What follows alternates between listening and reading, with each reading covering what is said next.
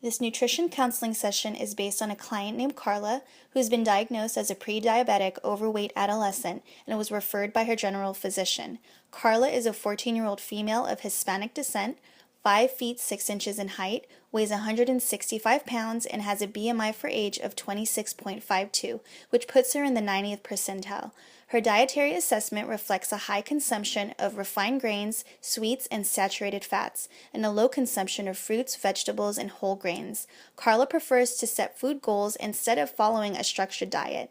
The counseling approach we'll be using is motivational interviewing, as well as the trans-theoretical model. Carla is currently in the pre-contemplation stage, and the goal of the counselor is to guide her towards the contemplation stage by increasing her awareness and exploring her emotions. Hi Carla, my name is Karina. I'm your nutrition counselor. Hi doctor. Hi, it's great to meet you. How are you doing today? Fine. Well, I'm glad you're doing fine. Have you been enjoying the warm weather? Actually, yes. I do like it. It makes me feel more energetic. Yeah, I'm enjoying it too. I actually went for a walk today during my lunch. So, what brings you in today? My doctor told me to make an appointment with you. And that's basically why I'm here, but I didn't get it. Like, why? You're right. Dr. may refer you because she wants you and I to work together on improving your health. How do you feel about that? About what? How do you feel about working together in improving your health? Why do we need to work? Well, I'm not sure how much you discussed with Dr. May, but we want to focus on your health because you currently have a condition called prediabetes, which can most of the time be reversed by making a few adjustments in your lifestyle. So after sharing this with you, Carla, how do you feel about it now? Oh, I remember that Dr. May mentioned something to me about diabetes and all that, but really, I don't get it. What I'm hearing is that you don't quite understand why having prediabetes is an issue. Yes, I understand it, and I understand it why everybody's making a problem. For me, it's normal. I think that in a point of your life, you're gonna have diabetes. I just have it earlier. My mom has it, dad, grandma, my uncle, like everybody has diabetes. I can understand why you feel like this under your circumstances. It seems as you feel like having diabetes is a condition that eventually everyone will develop. Since most of your family members have it, you're not quite sure why it's that important. Yeah, that's right. I mean, I feel fine, really. I don't have diabetes yet. So being pre-diabetic doesn't feel like a problem for you right now because you feel okay. And that's not unusual. Many people that have this condition report feeling like you do. Maybe? Huh. Okay. I thought it was just me. So, what are we gonna do? So as I mentioned earlier, we can work together in discovering ways to improve your health. One way we can work together is by coming up with some lifestyle changes that will contribute to your health, which is making some adjustments to your lifestyle and in the food thing. How does that sound to you? Good, I guess. Alright, well can I ask you how you feel about your eating habits? Well, I know which food is bad. I know that soda is bad, fries are bad, ice cream is bad, but I just can't stop eating them. Especially ice cream. I love. Well, a lot of people love ice cream, right? Yes, I mean, Yeah.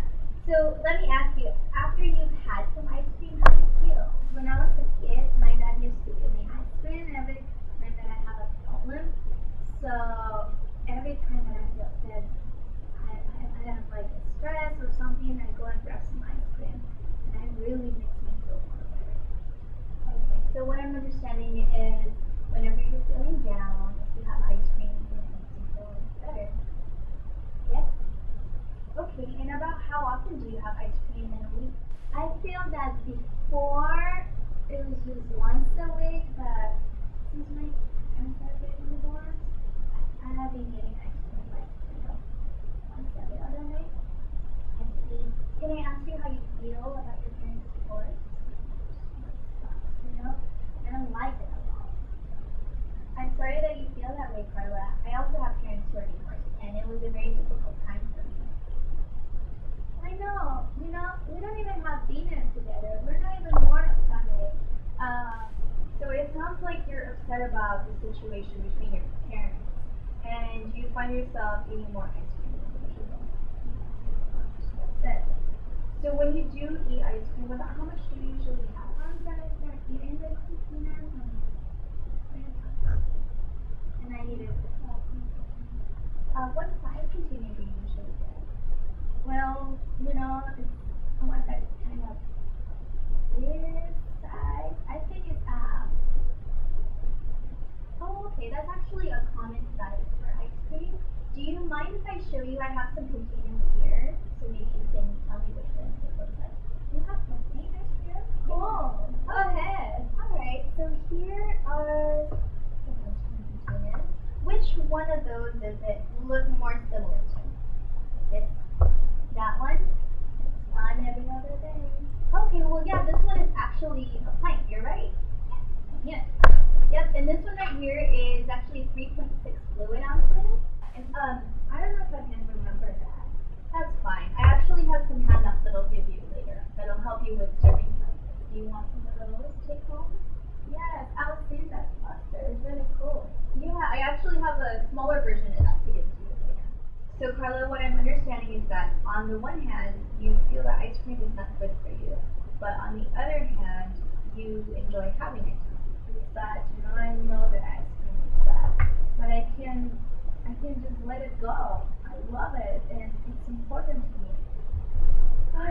Maybe we can I don't know what to do. Maybe I can just try to have smaller one instead of this one, I don't know. Well, you don't have to stop eating ice cream if you don't want to. Some patients who enjoy drinking soda change their consumption by having smaller portions. How do you feel about having smaller portions? Like switching from this one to this one? Oh yeah, for sure. I can tell my mom to stay on getting this, like get the smaller one. Yeah, that's a great suggestion. So on a scale of 1 to 10, where 1 is definitely not ready and 10 is definitely ready, how do you feel about being ready to make this change? I'll say 7. Okay, and why did you pick 7 and not?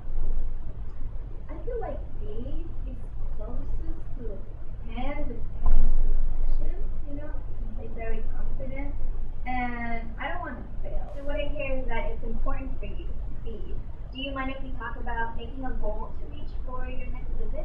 No, that's fine.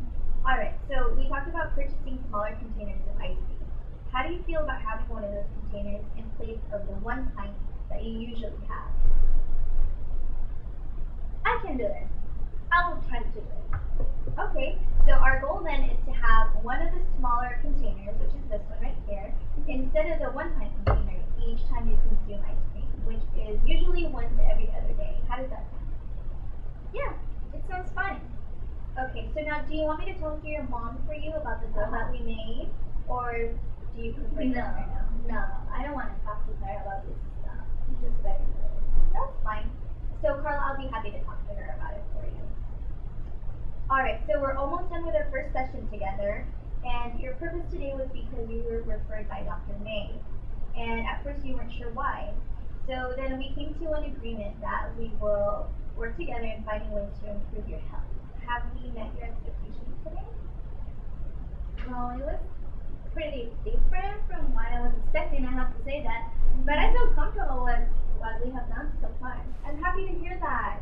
Okay, so our next meeting is in 2 weeks, and what we'll do then is check in with each other regarding the goal that we made today, and we'll continue talking about possibly creating other goals together. How does that sound? I mean, yeah, it sounds pretty cool for me. Alright, so would you like us to contact you through phone, text, or email to remind you about the appointment? Just text me. If you want to reach me, just text me. Okay? Yep, sounds good. So we'll send you a text. By the way, here are the handouts that I told you I would give you. Just look through them, and if you have some time, check it out, and let me know if you have any questions in the next visit, and we'll talk about it a little more, okay? Oh, thank you. You're Thank welcome. you so much. Well, thank you so much, Carla, for coming in today. I'll see you soon, okay? Okay, it was nice. Cool. Thank you. you. You're